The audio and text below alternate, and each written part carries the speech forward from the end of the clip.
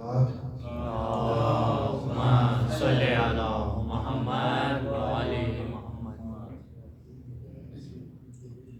کس طرح نکالوں کہ میری آنکھ میں ہے تیر، میرے ہاتھ نہیں ہے، میرے ہاتھ نہیں ہے۔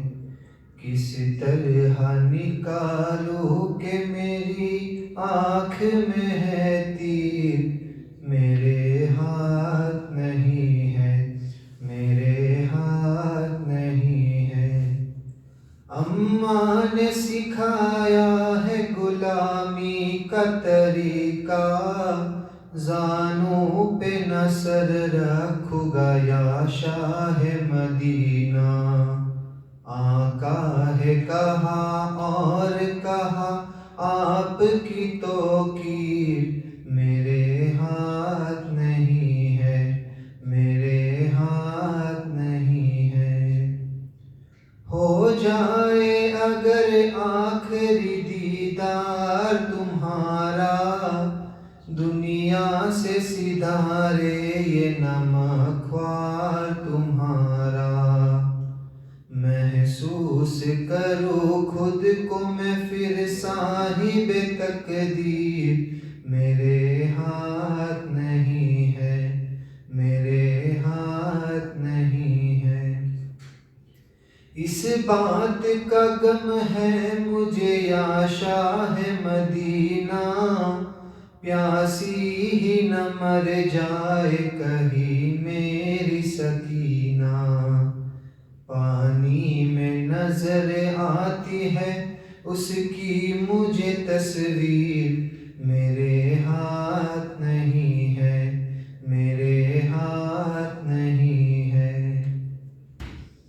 بس اتنا کرم اور یہ فرمائیے آقا، لاشا میرا خیمے میں نہ لے جائیے آقا۔ تڑپے گی مجھے دیکھ کے ورنہ میری ہمشیر، میرے ہاتھ نہیں ہے، میرے ہاتھ نہیں ہے۔ کیا عرض کروں کیسے میں گھوڑے سے گرا ہوں، کروٹ بھی نہیں بدلی اسی طرح پڑا ہوں، کروٹ بھی نہیں بدلی اسی طرح پڑا ہوں۔ اٹھتا ہوں تو اٹھنے نہیں دیتی میری تقدیر، میرے ہاتھ نہیں ہے، میرے ہاتھ نہیں ہے۔ اب کچھ بھی دکھائی نہیں دیتا شہ والا، دیکھوں تو بھی کس طرح سے دیکھوں تمہیں آقا، دیکھوں تو بھی کس طرح سے دیکھوں تمہیں آقا۔ ایک آنکھ میں ہے خون تو ایک آنکھ میں ہے تیر، میرے ہاتھ نہیں ہے، میرے ہاتھ نہیں ہے۔ بندھوائے گی کلثوم جو شانوں میں رسن کو، شرمائے گی دیکھوں گا جو سر ننگے بہن کو، شرمائے گی دیکھوں گا جو سر ننگے بہن کو۔ آنکھیں نہ ملا پائے گی مجھ سے میری ہمشیر، میرے ہاتھ نہیں ہے، میرے ہاتھ نہیں ہے۔ کس طرح نکالوں کہ میری آنکھ میں ہے تیر، میرے ہاتھ نہیں ہے، میرے ہاتھ نہیں ہے۔ محمد وآل محمد صلی اللہ علیہ وسلم۔ اللہم صلی علی محمد وآل محمد۔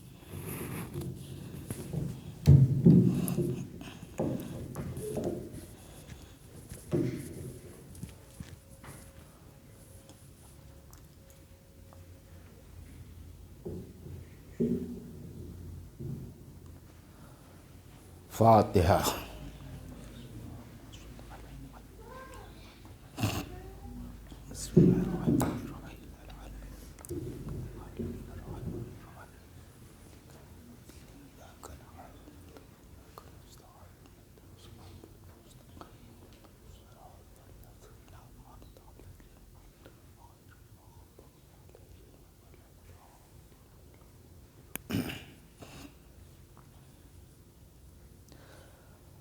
اعوذ باللہ من الشیطان اللعین الرجیم بسم اللہ الرحمن الرحیم الحمد للہ رب العالمین والصلاة والسلام علی سید الانبیاء والمرسلین وخاتم النبیین مولانا ابی القاسم محمد اللہم صلی علی محمد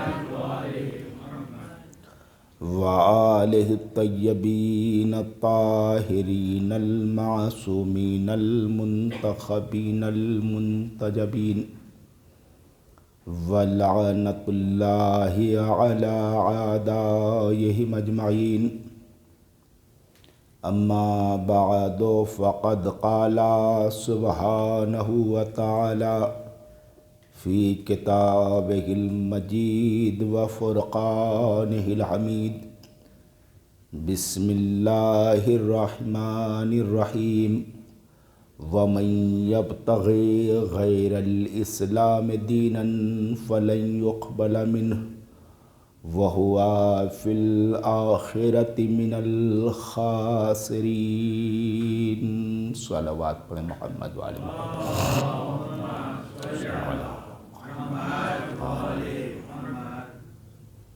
بزرگان عزیز، برادران ایمان، عقیدت مندان خانوادہ عصمت و طہارت، سوگواران خاندان نبوت و رسالت، ماتمداران سید الشہداء ابو عبداللہ الحسین علیہ السلام، آپ کی گرامی خدمت میں سورہ آل عمران کی 50ویں آیہ کریمہ کی تلاوت کا شرف اور سعادت حاصل کی گئی، جس میں ارشاد احدیت ہو رہا ہے، جو شخص بھی دین اسلام کو چھوڑ کر کسی اور دین کو اختیار کرے، نظام اسلام کو چھوڑ کر کسی اور نظام کو پسند کرے، اس سے اس کا دین، اس کا نظام قبول نہیں کیا جائے گا، اور ایسا آدمی جب مادی زندگی سے نکل کر روحانی زندگی میں داخل ہوگا، دنیاوی زندگی سے نکل کر اخروی زندگی میں داخل ہوگا، تو وہ خسارے میں ہوگا، گھاٹے میں ہوگا، وہ لاس میں ہوگا۔ تو انسان اگر اپنے کو آخرت میں خسارے سے محفوظ کرنا چاہتا ہے اور اپنی آخرت کو محفوظ کرنا چاہتا ہے، تو اسے چاہیے کہ وہ اسلام کو ایکسیپٹ کرے، اسلام کو قبول کرے۔ جو اسلام کو ایکسیپٹ کرتا ہے اسے مسلمان کہا جاتا ہے۔ اگر ہم مسلمانوں کو کیٹیگرائز کریں تو ہمیں مسلمانوں کی چند قسمیں نظر آئیں گی۔ کچھ مسلمان برائے نام مسلمان ہیں، ان کا نام اسلامی نام ہے، عبداللہ ہے، فاروق ہے، صدیق ہے۔ ان کا نام تو اسلامی ہوتا ہے، مگر ان کے گھر کا ماحول اسلامی نہیں ہوتا۔ نام اسلامی تو ہوتا ہے مگر گھر میں اسلام کے آثار نظر نہیں آتے۔ کچھ افراد وہ ہوتے ہیں جن کے گھر کی دیواریں مسلمان ہوتی ہیں، دیواروں پہ کہیں یاسین کا تغرا ہے، کہیں سورہ رحمان لکھا ہوا ہے، کہیں خانہ کعبہ کی تصویر ہے، کہیں مسجد النبی کی تصویر ہے۔ تو دیواروں کے اوپر اسلام تو ہوتا ہے مگر ان کے چہرے پہ اسلام نہیں ہوتا، ان کے اعمال میں اسلام نہیں ہوتا، ان کی تجارت میں اسلام نہیں ہوتا، ان کے معاملات میں اسلام نہیں ہوتا، ان کے کردار میں اسلام نہیں ہوتا، ان کے اخلاق میں اسلام نہیں ہوتا۔ تو عزیزو، کچھ لوگ برائے نام مسلمان ہیں، کچھ لوگوں کی گھروں کی دیواریں مسلمان ہیں مگر ان کے چہرے پہ اسلام نظر نہیں آتا۔ جب ایران میں انقلاب آیا تو آیت اللہ امام خمینی کی بارگاہ میں پاکستان کے چھٹے پریزیڈنٹ ضیاء الحق آیت اللہ امام خمینی کی بارگاہ میں حاضر ہوئے اور کہنے لگے، سرکار آپ نے جس طرز کا انقلاب ایران میں قائم کیا ہے ویسا ہی انقلاب ہم پاکستان میں بھی برپا کرنا چاہتے ہیں۔ جیسے آپ نے ایران میں اسلام کا نظام نافذ کیا ہے اسی طرح سے ہم بھی اسلام کا نظام پورے پاکستان میں نافذ کرنا چاہتے ہیں۔ امام خمینی نے ضیاء الحق کے چہرے کی طرف دیکھا تو چہرے پہ داڑھی نہیں تھی۔ کہنے لگے، پہلے اپنے ایک بالش کے چہرے کے اوپر اسلام کا نظام نافذ کرو، بعد میں پورے اس پاکستان میں اسلام کا نظام نافذ کرنا۔ تو عزیزو، مسلمان ہیں، الگ الگ طرح کے مسلمان ہیں، نام کے طور پہ مسلمان ہیں۔ تو دیکھیے، اسلامی نام رکھنے سے کوئی مسلمان نہیں ہو جاتا،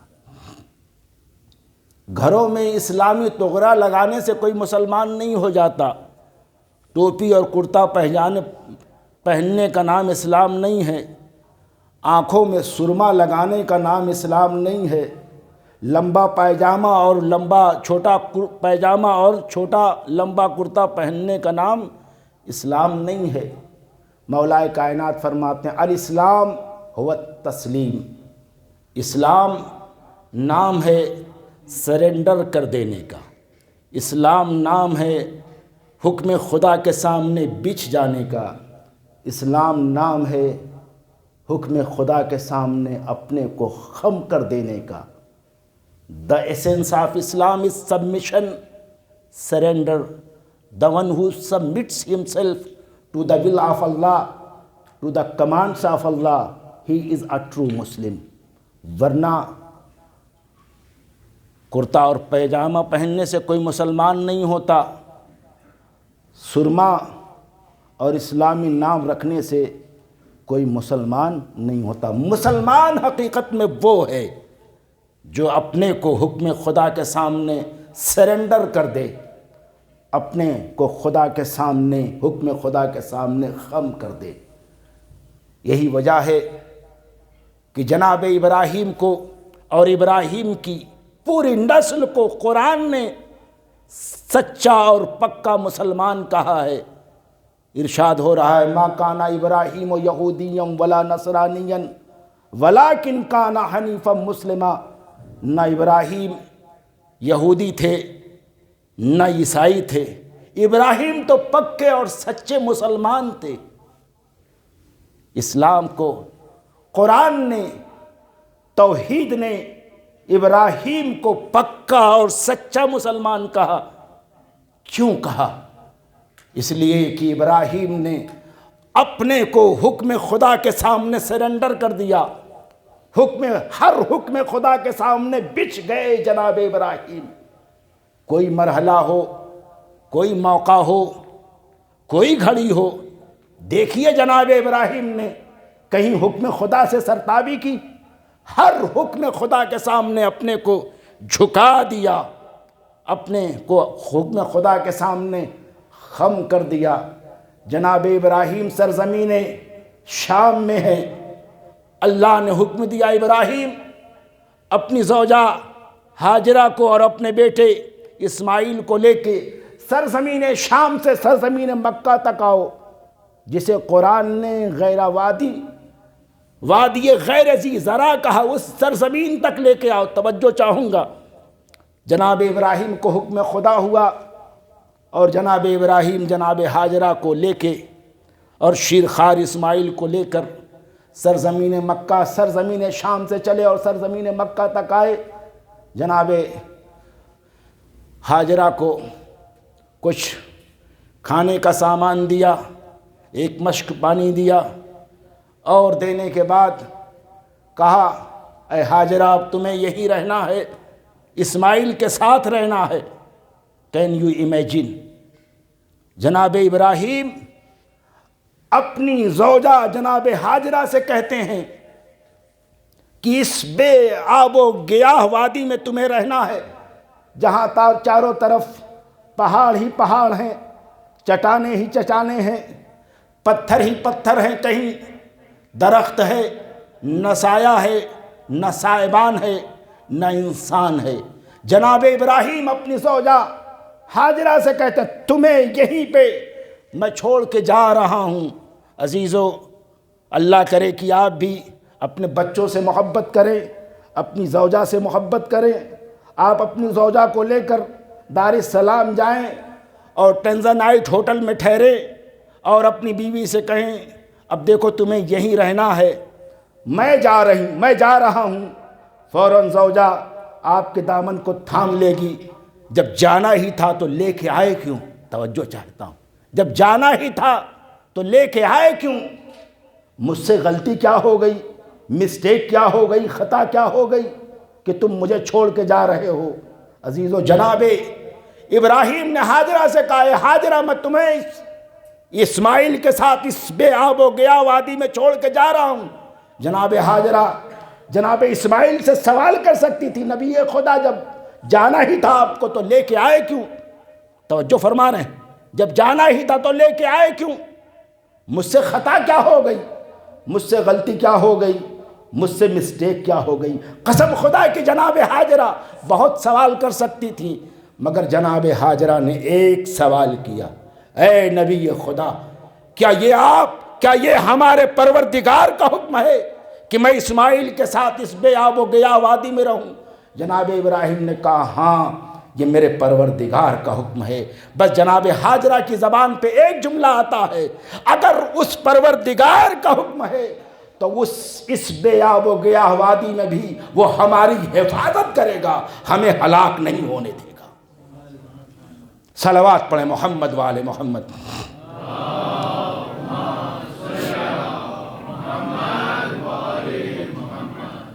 عزیزو، جناب ابراہیم نے پانی دیا، کھانے کا کچھ سامان دیا۔ پانی کتنے دن چلتا ہے ایک مشق؟ غذا کتنے دن چلتی؟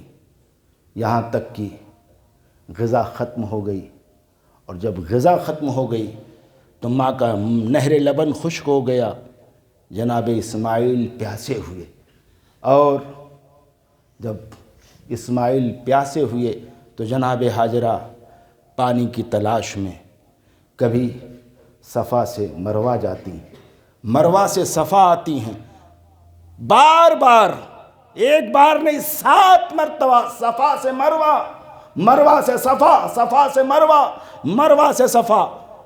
اے ہاجرہ، جب 1 مرتبہ دیکھ لیا، 2 مرتبہ دیکھ لیا کہ یہاں دور دور تک پانی کا نشان نہیں ہے، تو یہ بار بار ایک پہاڑ سے دوسرے پہاڑ تک چکر کیوں لگا رہی ہیں؟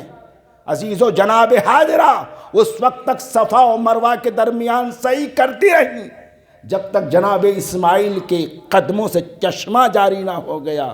جناب حاجرہ نے اپنے عمل سے ایک پیغام یہ دیا، مومن کبھی کوشش سے دریغ نہیں کرتا، مومن اس وقت تک کوشش کرتا ہے جب تک اس کی کوششوں کا نتیجہ حاصل نہیں ہوتا۔ جناب حاجرہ نے اب دیکھا تو جناب اسماعیل کے قدموں سے چشمہ جاری تھا، پانی بہہ رہا تھا، نازک قدموں سے چشمہ جاری تھا۔ دیکھا ماں گھبرا گئی کہیں یہ پانی منتشر نہ ہو جائے، تو جناب حاجرہ نے کہا زمزم۔ زمزم کا مطلب ہے ٹھہر ٹھہر۔ عزیزو جیسے ہی ایک نبی کی ماں نے، ایک نبی کی زوجہ نے کہا ٹھہر، وہ پانی اپنے حدود میں ٹھہر گیا۔ کہنا یہ چاہتا ہوں اپنے کو حکم خدا کا مطیع بنا دو، پروردگار عالم ہر شے کو تمہارا مطیع بنا دے گا۔ صلوات پڑھے محمد وآل محمد تے۔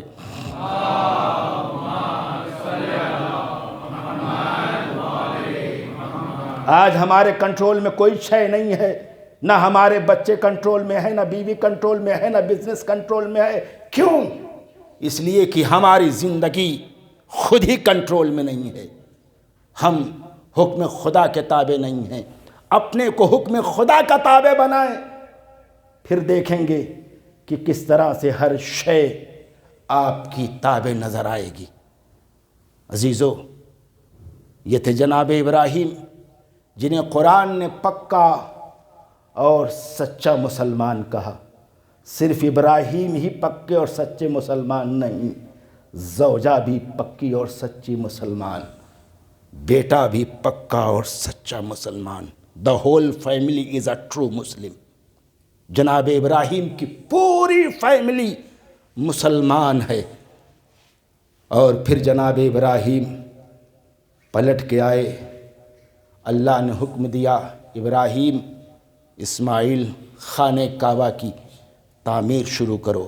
جناب ابراہیم و اسماعیل نے خانہ کعبہ کی تعمیر شروع کی۔ وَإِذْ يَرْفَعُ إِبْرَاهِيمُ الْقَوَاعِدَ مِنَ الْبَيْتِ۔ جناب ابراہیم اور اسماعیل خانہ کعبہ کی دیواروں کو بلند کرتے ہیں۔ جب خانہ کعبہ کی تعمیر مکمل ہو گئی، توجہ چاہوں گا، خانہ کعبہ کی تعمیر مکمل ہو گئی تو اللہ کہتا ہے ابراہیم اب لوگوں کو حج کے لیے بلاؤ، وَأَذِّن، لوگوں کو حج کے لیے بلاؤ۔ پروردگار کس ابراہیم سے کہہ رہا ہے جو ہر حکم خدا کے سامنے مطیع تھا، سرنڈر تھا، جھکا ہوا تھا؟ ابراہیم لوگوں کو حج کے لیے بلاؤ۔ کس جگہ پہ؟ جہاں دور دور تک مکان نہیں ہے، انسان نہیں ہے، بس درخت ہیں، پہاڑ ہیں، چٹانیں ہیں، اور اللہ کہہ رہا ابراہیم لوگوں کو حج کے لیے بلاؤ۔ عزیزو جناب ابراہیم کہہ تو سکتے تھے پروردگار جب یہاں کوئی ہیومن بینگ ہے ہی نہیں، کوئی انسان ہے ہی نہیں تو کسے بلاؤں؟ نہ یہاں سوشل میڈیا ہے، نہ انٹرنیٹ ہے، نہ انسٹاگرام ہے، کہاں میری آواز جائے گی؟ میری آواز تو اسی صحرا میں گم ہو کے رہ جائے گی، کسے آواز دوں؟ عزیزو آج کا اگر کوئی سائنٹسٹ ہوتا، کوئی مفکر ہوتا، کوئی دانشور ہوتا، کوئی تھنکر ہوتا، اور اس کو ایسی سچویشن میں کہا جائے کہ لوگوں کو بلاؤ، تو وہ کہے گا I am not going to waste my energy، میں اپنی انرجی ویسٹ کرنے والا نہیں ہوں، اس لیے کہ جب یہاں کوئی ہے نہیں تو کسے بلاؤں؟ توجہ چاہتا ہوں، جب کوئی ہے نہیں تو کسے بلاؤں؟ مگر جناب ابراہیم کو اللہ نے کہا ابراہیم بلاؤ۔ جناب ابراہیم نے حکم خدا کے سامنے اپنے کو خم کر دیا، اور مقام ابراہیم پہ ابراہیم آئے اور کہا یا ایھا الناس ھلموا الی الحج، اے لوگو حج کے لیے آؤ۔ جناب ابراہیم نے آواز بلند کی، پروردگار حکم خدا کے سامنے اپنے کو سرنڈر کیا. اللہ نے جناب ابراہیم کی اس نحیف و آواز کو مشرق تک، شرق سے غرب تک، شمال سے جنوب تک ہر جگہ پہنچا دیا. یہاں تک کہ رحموں تک آواز پہنچی، صلبوں تک آواز پہنچی، اور ہر ایک نے آواز دی لبیک لبیک، ہم حاضر ہیں، ہم حاضر ہیں. عزیزو، امام جعفر صادق علیہ السلام سے کسی نے سوال کیا،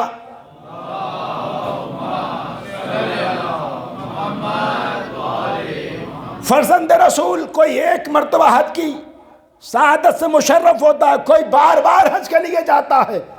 کہا جنہوں نے ابراہیم کی آواز پہ ایک مرتبہ لبیک کہا تھا، ہم وہ ایک مرتبہ حج کے شرف سے مشرف ہوتا ہے. جس نے بار بار کہا تھا وہ بار بار مشرف ہوتا ہے. تو عزیزو، اللہ کے حکم کے سامنے جناب ابراہیم نے آواز کو اپنے کو خم کر دیا. اللہ نے جناب ابراہیم کی آواز کو دنیا کے کونے کونے تک، گوشے گوشے تک پہنچا دیا. اللہ نے پیغام دیا، ابراہیم کی طرح تم بھی خم ہو جاؤ، تم بھی جھک جاؤ ہمارے حکم کے سامنے. ہم پوری کائنات کو تمہارے حکم کا تابع بنا دیں گے. جناب ابراہیم کی اس آواز کا یہ اثر ہے. آج آسٹریلیا سے، انڈونیشیا سے، ایشیا سے، افریقہ سے، امریکہ سے، دنیا کے گوشے گوشے سے، دنیا کے کونے کونے سے مسلمان سرزمین مکہ پہ جمع ہوتے ہیں، اور احرام پہننے کے بعد بس ایک ہی کلمہ ہے، لبیک اللہم لبیک لبیک لا شریک لک لبیک. اے پروردگار ہم حاضر ہیں، اے پروردگار ہم حاضر ہیں، اے لا شریک تو نے بلایا تھا، ہم حاضر ہیں. توجہ چاہوں گا، میں آپ کے جذبہ ایمانی کو یہاں پر چیک کرنے کی کوشش کروں گا کہ آپ میدان کے ماننے والے ہیں یا کوٹھری میں بیٹھنے والوں کے ماننے والے ہیں. الحمدللہ اس فرش عزا کے اوپر سب میدان غدیر والے ہیں، کوئی سقیفہ والا نہیں ہے. توجہ چاہوں گا عزیزو، جناب ابراہیم نے آواز دی، سارے مسلمان سرزمین مکہ پہ آتے ہیں، بس ایک ہی کلمہ ہے، پروردگار ہم حاضر ہیں، ہم حاضر ہیں. میں کہوں گا مسلمانوں تمہیں ہو کیا گیا ہے؟ بلایا تو ابراہیم نے تھا، توجہ چاہتا ہوں، بلایا تو ابراہیم نے تھا، دعوت تو ابراہیم نے دی تھی، انوائٹ تو جناب ابراہیم نے کیا تھا. تمہیں کہنا چاہیے کیا ابراہیم آپ نے بلایا، ہم حاضر ہیں. مگر آج ہر مسلمان یہی کہتا ہوا نظر آتا ہے، اے پروردگار تو نے بلایا، ہم حاضر ہیں. ہر مکتب فکر کا انسان کہتا ہوا نظر آتا ہے، اے پروردگار تو نے بلایا، ہم حاضر ہیں. حنبلی کی زبان پر ہم حاضر ہیں، مالکی کی زبان پر ہم حاضر ہیں، شافعی کی زبان پر ہم حاضر ہیں، حنفی کی زبان پر ہم حاضر ہیں. اس کا مطلب یہ ہے کہ ہر مسلمان مانتا ہے نبی کی آواز پہ لبیک کہنا خدا کی آواز پہ لبیک کہنا ہے. نبی کا بلانا خدا کا بلانا ہے. بازیزو، اگر ابراہیم کا بلانا خدا کا بلانا ہے، اب اگر پیغمبر میدان غدیر میں آگے بڑھنے والوں کو بلا رہا ہے تو یہ نبی نہیں بلا رہا، خدا بلا رہا ہے. صلوات پڑھے محمد وآل محمد تے.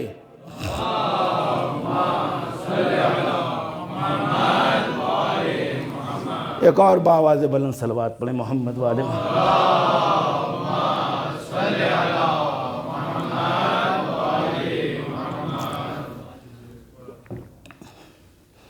اپنے کو حکم خدا کے سامنے سرنڈر کر دیں، پکے اور سچے مسلمان بن جائیں، اور تنہا خود بھی مسلمان نہ ہوں، اپنی فیملی کو بھی مسلمان بنائیں، اپنے اسلام کی بھی فکر کریں اور اپنے فیملی کے اسلام کی بھی فکر کریں.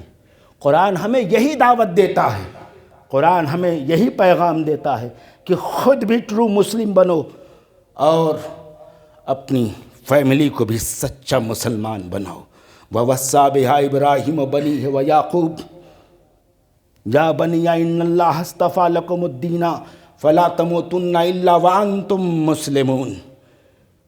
وہ یاد کرو وقت کہ ابراہیم اپنی اولاد سے کہہ رہے ہیں، یعقوب اپنی اولاد سے کہہ رہے ہیں، باپ اپنی اولاد سے کہہ رہا ہے، اور یعقوب کے دادا ابراہیم اپنی اولاد سے کہہ رہے ہیں یا بنی ان اللہ اصطفیٰ لکم الدین، اے میری اولادو، اللہ نے تمہارے لیے دین اسلام کو منتخب کر لیا ہے، پسند کر لیا ہے، فلا تموتن الا وانتم مسلمون۔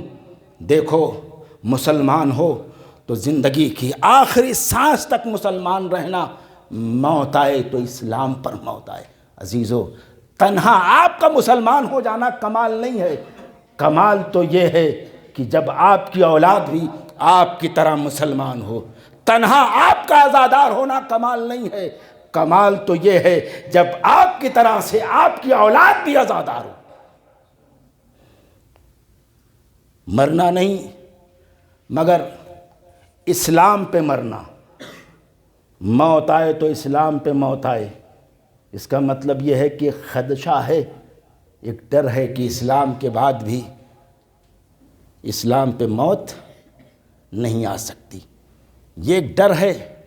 عزیزو، اسلام پہ بہت سارے اسلام پر توجہ چاہتا ہوں۔ دیکھیے، ہم اسلام لوگوں کا دیکھتے ہیں کہ یہ فلاں مسلمان ہو گیا، فلاں مسلمان ہو گیا، ہم اسلام کو تو دیکھتے ہیں، مگر عزیزو یہ بھی تو دیکھیے کہ اسلام لانے کے بعد کتنے قدم اسلام کے ساتھ چلا۔ نہیں توجہ کر رہے ہیں، اسلام کے ساتھ کتنے قدم چلا۔ اس لیے کہ آج سوشل میڈیا کا دور ہے، آپ کے نہ جانے کتنے فرینڈز ہوں گے، انسٹاگرام پہ سینکڑوں کی تعداد میں، فیس بک پر ہزاروں کی تعداد میں، کتنے دوست ہیں، مگر آپ کے کتنے دوست آپ کے ساتھ چلتے ہیں؟ کتنے دوست ہیں جو آپ کے ساتھ چلتے ہیں؟ کبھی کبھی آپ اپنے دوست کا ساتھ چھوڑ جاتے ہیں اور دوست اکیلا رہ جاتا ہے، اور کبھی کبھی کچھ ایسی حرکت ہوتی ہے کہ دوست آپ کو چھوڑ کے چلا جاتا ہے۔ توجہ کیجئے گا، تو اسلام لانے والے بہت ہیں، مگر اسلام لانے کے بعد اسلام کے ساتھ کتنے قدم چلے؟ کہیں اسلام کو چند قدم چلنے کے بعد اسلام کا ساتھ چھوڑ تو نہیں دیا۔ قرآن کہہ رہا ہے کہ نہ جانے کتنے افراد تھے جو اسلام لانے کے بعد مرتد ہو گئے، یعنی چند قدم اسلام کے ساتھ چلے، بعد میں اسلام کو چھوڑ دیا۔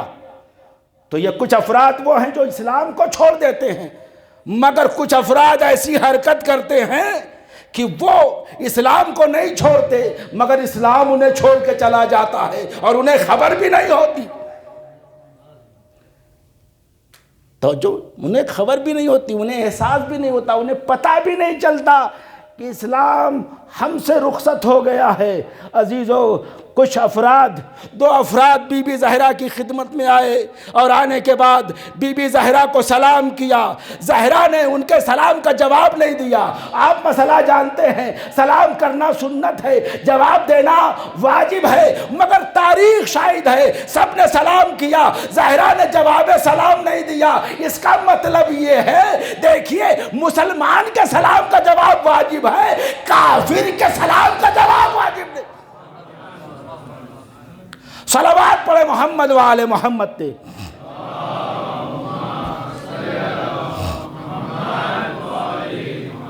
ایک اور صلوات سے سہارا دیں۔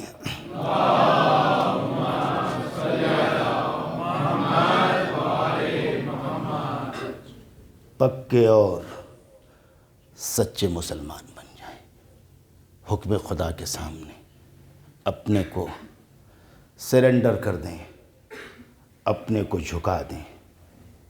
جس دن اپنے کو حکم خدا کے سامنے جھکا دیا، ہر شے آپ کی تابع ہوگی، آپ کی فرما بردار ہوگی۔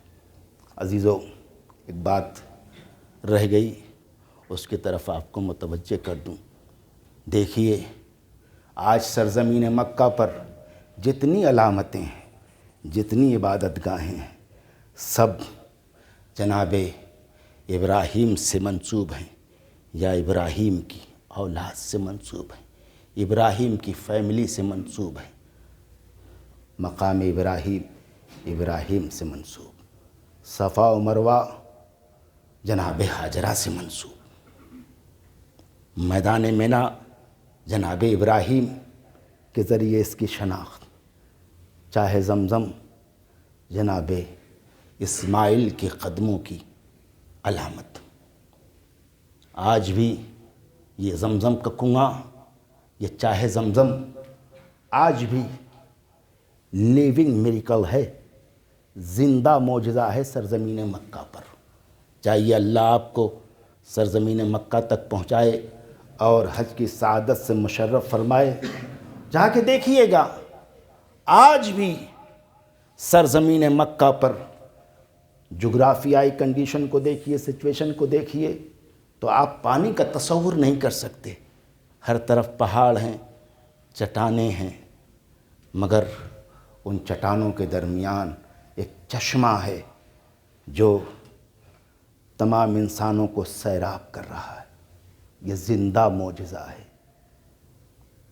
زبیدہ ہارون رشید کی زوجہ سن 2 ہجری میں حج بیت اللہ کے لیے آئی۔ جب اس نے حج بیت اللہ پہ آئی تو مکے والوں کی مشکلات کو دیکھا کہ پانی کی بڑی مشکل ہے، حاجیوں کو پانی میسر نہیں ہو رہا ہے، تو اس نے ایک نہر کھدوائی۔ آج بھی اس نہر کے کچھ آثار آپ کو مل جائیں گے۔ جائیے کبھی تو اپنے گائیڈ سے سوال کیجئے، بھائی جناب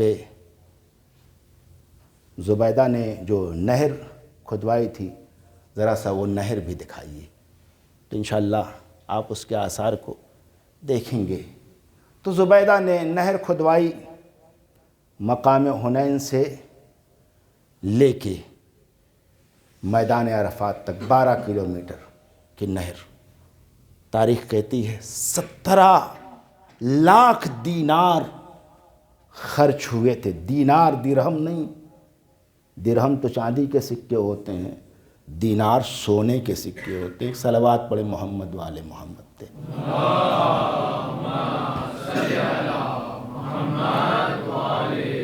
17 لاکھ دینار سے نہر کھدوائی، حاجیوں کے لیے پانی کا انتظام کیا۔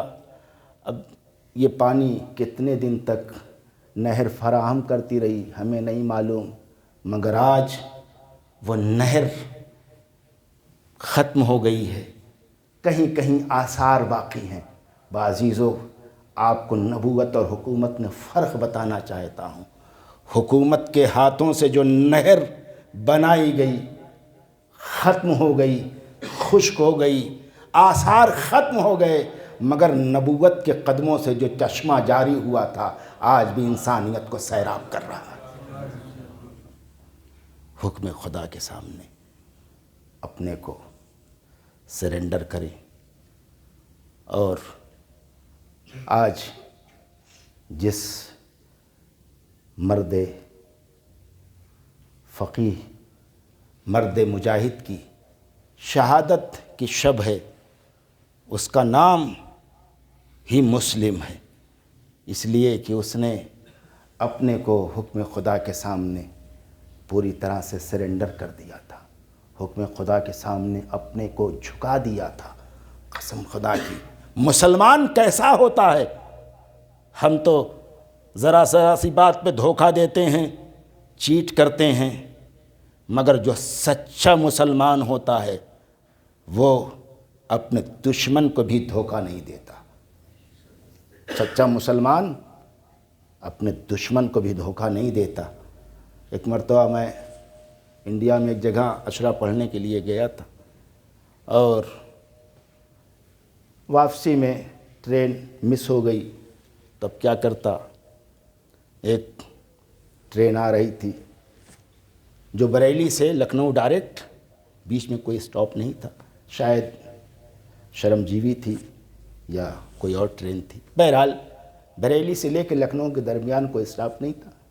میں نے ایک لوکل ٹکٹ لیا, سوچا ریزرویشن میں جا کے بیٹھ جاؤں گا. وہ جنرل میں دھکے مکی کھانے سے بہتر یہ ہے کہ کچھ پیسے دے دیں گے اور آرام سے جائیں گے. اب جب کوچ میں داخل ہوا, بیٹھنا چاہا تو ہر ایک یہی کہتا رہا کہ یہ سیٹ خالی نہیں ہے. کیا کرتا؟ ایک صاحب کرسی لیے ہوئے تھے وہ بھی کھڑے تھے, تو انہوں نے کہا کہ بھائی آپ کو بھی سیٹ نہیں مل رہی ہے, ہم کو بھی سیٹ نہیں مل رہی, ہمارے پاس یہ کرسی ہے, ایک کرسی پہ آپ بیٹھ جائیے, ایک کرسی پہ ہم بیٹھ جائیں. اب ہم دونوں کرسی پہ بیٹھ گئے, حالانکہ وہ مسلمان نہیں تھا. اب باتیں ہونے لگیں تو باتوں میں وہ کہنے لگے کہ دیکھیے میں رشیا میں پڑھا ہوا ہوں, اور جب اس زمانے میں مشکل سے کوئی اپنا ہندوستان کا ملتا تھا تو مجھے معلوم ہوا کہ ایک مسلمان ہے یہاں پہ, تو میں اس سے ملنے کے لیے گیا تو وہ نماز پڑھ رہا تھا اور میں بیٹھا ہوا اس کے انداز کو دیکھتا رہا, میں بڑا متاثر ہوا. آپ سوچتے ہیں ہمارے ارکان سے, ہمارے افعال سے کوئی متاثر نہیں ہوتا عزیزو, ہر چیز انسان کو متاثر کرتی ہے. اب اس کے بعد کہنے لگا کہ مجھے بڑا شوق ہوا تو اسلام کے بارے میں پڑھا اور اسلام کے بارے میں اسٹڈی کی. اب اس کے بعد وہ مجھے سورہ کافرون سنانے لگا, سورہ فیل سنانے لگا اور ساری باتیں سنانے لگا. دیکھیے نان مسلم اسلام کی باتیں کر رہا ہے, قرآن کی باتیں کر رہا ہے. آج ہمارے کتنے بچے ہیں جو سورہ فیل کو سمجھتے ہیں اور سورہ فیل کی تفسیر کو جانتے ہیں. کتنے بچے ہیں جو سورہ کافرون کے مفہوم اور مطلب کو جانتے ہیں. اب وہ کہنے لگا کہ میں ایک مرتبہ مراد آباد کے لیے چلا. اب جب اس زمانے میں مراد آباد میں رائٹس ہوئے تھے, ہندو اور مسلمان رائٹس ہوئے تھے, بہت سارے مسلمان مارے گئے تھے اور بہت سارے نان مسلم مارے گئے تھے. کہتا کہ میں مراد آباد اسٹیشن پہ اترا, ایک رکشے والے سے کہا کہ بھائی مجھے فلاں وکیل صاحب کے پاس لے کے چلو.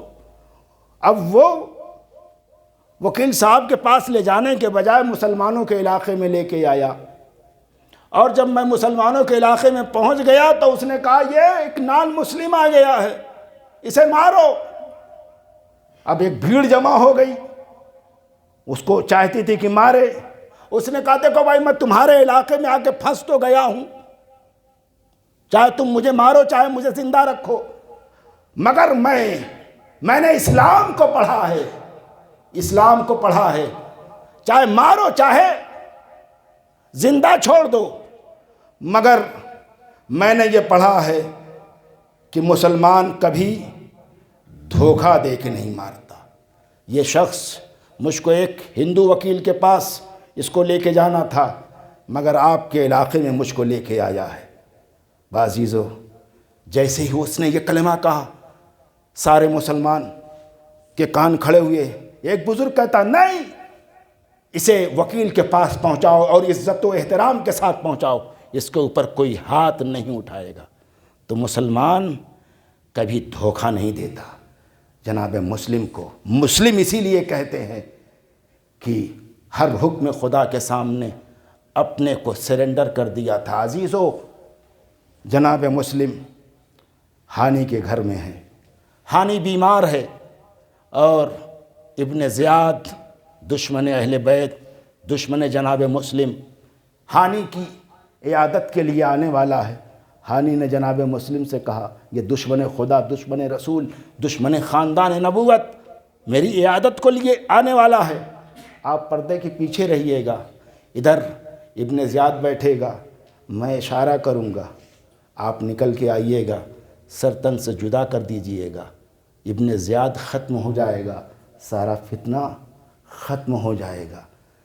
ابن زیاد آیا اور جناب ہانی نے اشارے میں, کچھ اشارے کی لینگویج ہوتی ہے, جیسے باڈی لینگویج ہوتی ہے اسی طریقے سے اشارے کی بھی ایک لینگویج ہوتی ہے. اشارہ کیا مگر پردے میں کوئی حرکت اور جنبش نہ ہوئی. پھر جناب ہانی گفتگو کرتے رہے. پھر ایک مرتبہ کچھ پڑھا اشارے میں، مگر پھر بھی حرکت نہ ہوئی۔ تیسری مرتبہ جب کہا تو ابن زیاد بھانپ گیا کوئی میٹر ہے۔ اب وہ چلا گیا۔ جب ابن زیاد چلا گیا تو ہانی نے جناب مسلم سے کہا اتنا اچھا موقع تھا دشمن خدا اور دشمن رسول کو قتل کرنے کا، یا آپ نے اتنا اچھا چانس مس کیوں کیا؟ کہا مجھے پیغمبر کی ایک حدیث یاد آئی، مسلمان کسی کو دھوکے سے نہیں مارتا۔ عزیزو، بس آپ کی آوازوں کو بلند کرنے کے لیے، آپ کی آنکھوں میں آنسو لانے کے لیے بس ایک ہی جملہ کہنا کافی ہے کہ جس نے حدیث رسول کی جان بچانے کے لیے، جس نے دھوکے سے اپنے دشمن کو قتل نہیں کیا، اسے کوفے میں بلا کے دھوکے سے قتل کیا۔ خدا آپ پر رحمت نازل فرمائے۔ جناب مسلم کو دھوکے سے مارا گیا۔ عزیزو، جب جناب امام حسین کی خدمت میں کوفے والوں نے مسلسل خط پہ خط بھیجے تو امام حسین نے اپنے بھائی جناب مسلم کو اپنا سفیر بنا کے کوفے بھیجا۔ جناب مسلم پیش طاق کربلا، کتاب کربلا کی تمہید ہیں۔ عزیزو، اگر ہم کربلا کا تذکرہ کریں، جناب مسلم کے تذکرے میں کمی کریں تو یقیناً ہم نے کوتاہی کی ہے، ہم نے کمی کی ہے۔ اس لیے کہ کتاب کو پڑھنے سے پہلے کتاب کے مقدمے کو، کتاب کے دیباچے کو پڑھنا ضروری ہے، اور ہمیں چاہیے کہ جس طریقے سے جب ہمارے سامنے کتاب کربلا کھلتی ہے تو آنکھوں میں آنسو آ جاتے ہیں، اسی طریقے سے دیباچے کتاب کربلا کا تذکرہ ہو تو اپنی آنکھوں میں آنسو لائیں۔ ہاں عزیزو، امام حسین نے جناب مسلم کو اپنا سفیر بنا کے بھیجا اور کہا دیکھو یہ میرا سقا ہے، یہ میرا امین ہے جسے میں تمہارے درمیان بھیج رہا ہوں۔ جناب مسلم کوفے میں آئے، 18,000 لوگوں نے جناب مسلم کے ہاتھوں پر بیعت کی۔ عزیزو، اس طرح سے کسی سے لوگ نہ پھر جائیں جس طرح سے جناب مسلم سے کوفے والے پھر گئے۔ جس طرح سے جناب مسلم اتنے مجمع میں تھے، مگر جس طرح سے جناب مسلم اکیلے ہوئے، اس طرح سے اللہ آپ کو کبھی اکیلا نہ قرار دے۔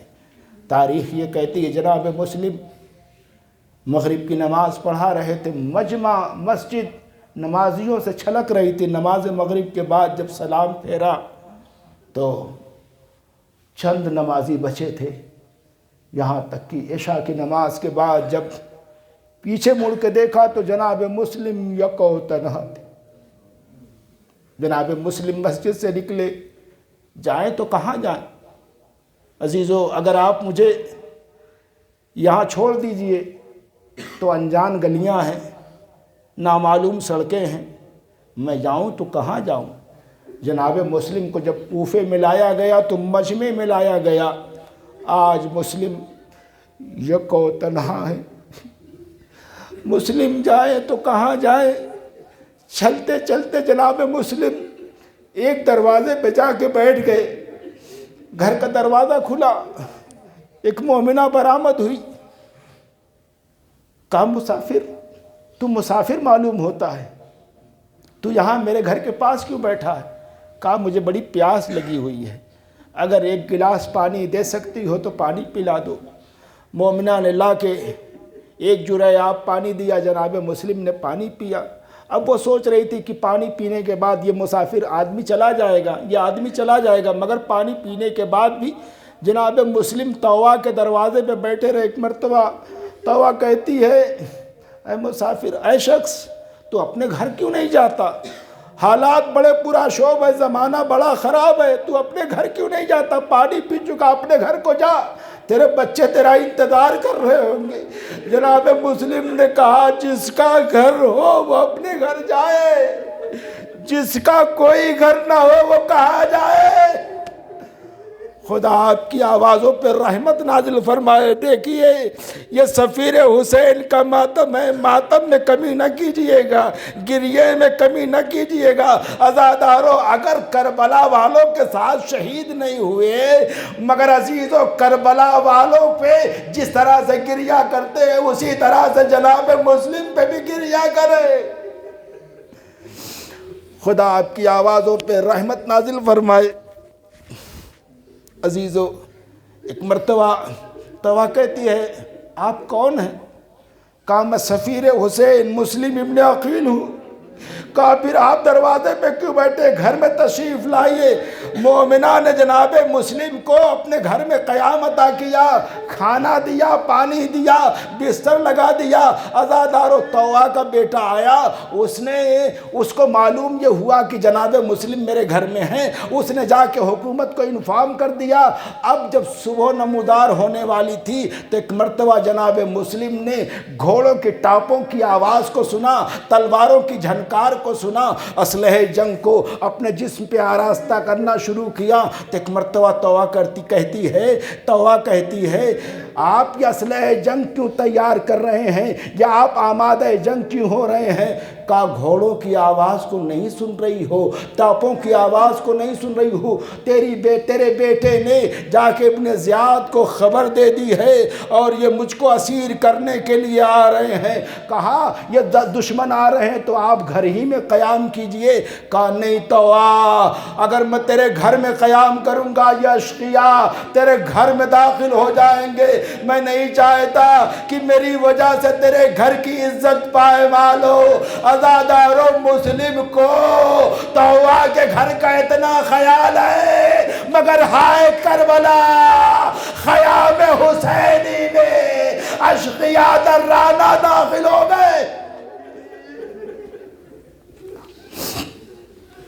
اللہ آپ کو صبر عطا فرمائے۔ انشاءاللہ آپ بہت روئیے گا۔ جناب مسلم سے اب جناب مسلم توا کے گھر کے باہر آئے۔ جناب مسلم یکو تنہا ہے، ہزاروں کا لشکر۔ مرتبہ جناب مسلم نے لشکر کو پسپا کیا تو سردار لشکر نے ابن زیاد کے پاس کمک کے لیے اور فوج کا مطالبہ کیا، اور فوج آئی عزیزو۔ جناب مسلم فوجوں کو پسپا کرتے جا رہے ہیں۔ جناب مسلم کی جنگ عجیب جنگ ہے، نرالی جنگ ہے۔ میں کہوں گا آقا ابو الفضل العباس آپ کی جنگ پر میری جان نثار، مگر آپ نے کربلا میں جہاد کیا، کربلا کے وسیع و عریض میدان میں جہاد کیا، مگر ہائے مسلم نے کوفے کی تنگ گلیوں میں جہاد کیا۔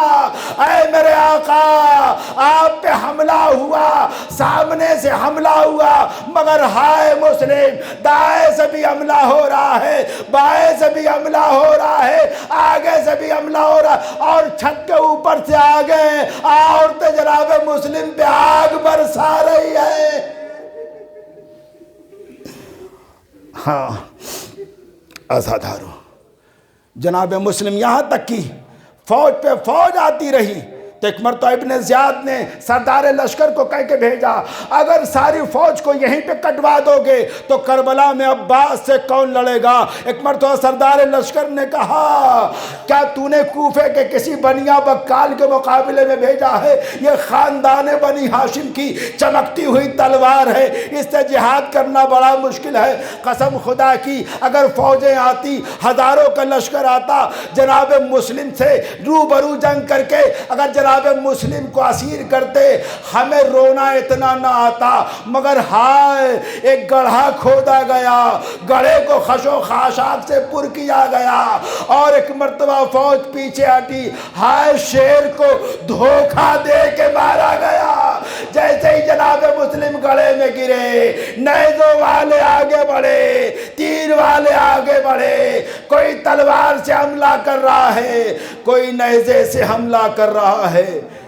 جناب مسلم کو اسیر کر کے ابن زیاد کے دربار میں لایا گیا، بس آپ کی زحمت تمام ہے، مجھے شہادت نہیں پڑھنی ہے۔ جناب مسلم کو دربار میں لایا گیا، جناب مسلم زخمی ہیں، زخموں سے چور چور ہیں، جسم سے لہو بہہ رہا ہے۔ جناب مسلم جیسے ہی ابن زیاد کے دربار میں آئے تو دیکھا کہ دونوں طرف سراہیوں میں پانی رکھے ہوئے تھے۔ عزیزو، جو زخمی ہوتا ہے اس کی پیاس بھڑک جاتی ہے، اور پیاسے کی پیاس اس وقت اور بھڑک جاتی ہے جب اسے پانی نظر آ جاتا ہے۔ جناب مسلم نے کہا، ہے کوئی جو مجھ کو ایک گلاس پانی پلا دے؟ ایک شخص آگے بڑھا، اس نے ایک گلاس پانی دیا۔ جناب مسلم نے جیسے ہی پینا چاہا، ایک مرتبہ وہ ہونٹ جو زخمی ہو چکا تھا، جس سے خون بہہ رہا تھا، ایک قطرے خون پانی میں گرا، پانی مضاف ہو گیا۔ دوبارہ پانی آیا، جیسے ہی پانی پینا چاہا، دندان مبارک شکستہ ہو کے پانی میں گرا۔ جناب مسلم نے پانی کو پھینک دیا، کہا شاید اب میرے نصیب میں پانی بھی نہیں ہے۔ میں کہوں گا مسلم، اچھا ہوا پانی نہیں پیا، اگر پانی پی لیتے تو شاید سکینہ کہتی اے چچا آپ کو آخر وقت میں پانی مل گیا، مگر میرا بابا 3 دن کا بھوکا اور پیاسا مارا گیا۔ خدا آپ کی آوازوں پہ رحمت نازل فرمائے۔ جناب مسلم کو دربار میں لایا گیا۔ کسی نے کہا مسلم تو نے امیر کو سلام نہیں کیا؟ کہا مالی امیر سوى الحسین۔ عزادارو، جب جناب مسلم آئے زخمی تھے، زخموں سے چور چور تھے، مگر دربار ابن زیاد میں جب آئے تو سینہ تنا ہوا تھا، جلالت کے ساتھ روب کے ساتھ دربار میں آئے۔ عزادارو، یہ جناب مسلم تھے جو دربار ابن زیاد میں ہیبت کے ساتھ آئے، حنک کے ساتھ آئے۔ مگر میرا چوتھا امام جب اسی دربار میں 11 محرم کو داخل ہوا تو سر کو جھکائے ہوئے تھا۔ کسی نے کہا مولا اسی دربار میں مسلم آئے تھے، روب و دبدبے کے ساتھ آئے تھے، آپ کو سر جھکائے کیوں ہوئے ہیں؟ ایک بار تو امام نے فرمایا جب چچا مسلم آئے تھے یکوتنا تھے، میرے ساتھ نبی کی نواسیاں ہیں، علی کی بیٹیاں۔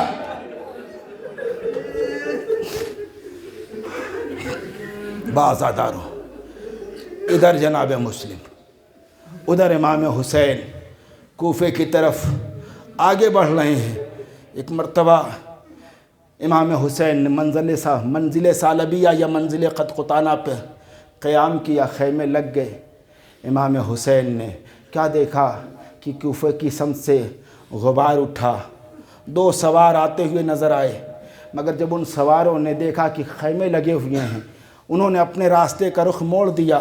جیسے ہی امام نے دیکھا کہ یہ کوفے سے آنے والوں نے اپنے راستے کو موڑ دیا ہے تو امام نے اپنے 2 صحابی کو بھیجا، جاؤ ان کوفے سے آنے والوں کو لے کے میرے پاس آؤ۔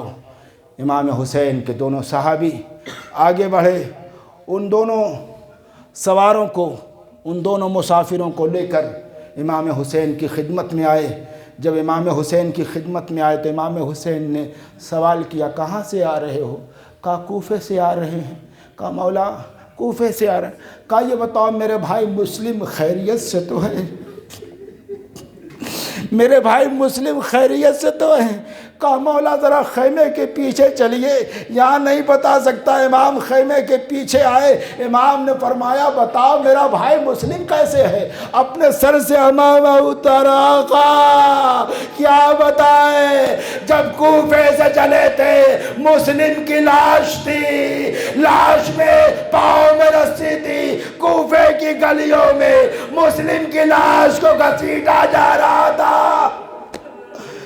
امام حسین خیمے میں داخل ہوئے، بہن زینب کو شہادت جناب مسلم کی خبر دی اور کہا بہن زینب جناب مسلم کی بیٹی کو میرے پاس لے کے آؤ، اور وہ جو گوشوارے میں نے فلاں مقام پہ خریدے تھے وہ گوشوارے لے کے میرے پاس آؤ۔ عزادارو، جناب مسلم کی بچی امام کی خدمت میں آئی، امام حسین نے پڑھ کے یتیم مسلم کو زانو پہ بٹھایا، سر کے اوپر ہاتھ پھیرنا شروع کیا، رخساروں پہ ہاتھ پھیرنا شروع کیا، کانوں میں گوشوارے پہنائے۔ خاندان عصمت کی باشعور بچی تھی، کھڑی ہو گئی، چچا آپ کے سلوک سے مجھے پریشانی ہو رہی، اے چچا بتائیے میرا بابا خیریت سے تو ہے؟ حسین نے گلے سے لگا لیا، اے بیٹی تیرا بابا مارا گیا، اے بیٹی تیرا چچا ہے عزادارو یتیم ہے مسلم کے۔ سر کے اوپر امام نے ہاتھ پھیرا، رخساروں پہ ہاتھ پھیرا، کانوں میں گوشوارے پہنائے۔ ہائے کربلا، ہائے سکینہ، سکینہ کے کانوں سے بابا کی شہادت کے بعد گوشوارے اتارے گئے، منہ رخساروں پہ تماچے لگائے گئے، کتنے تماچے لگائے گئے۔ امام زمانہ فرماتے ہیں میرا سلام ہو اس 4 برس کی سکینہ کے اوپر جس کے رخساروں کی رنگت کربلا سے شام تک بدلتی رہی۔ انا للہ و انا الیہ راجعون، رضا بقضائہ و تسلیما لامرہ۔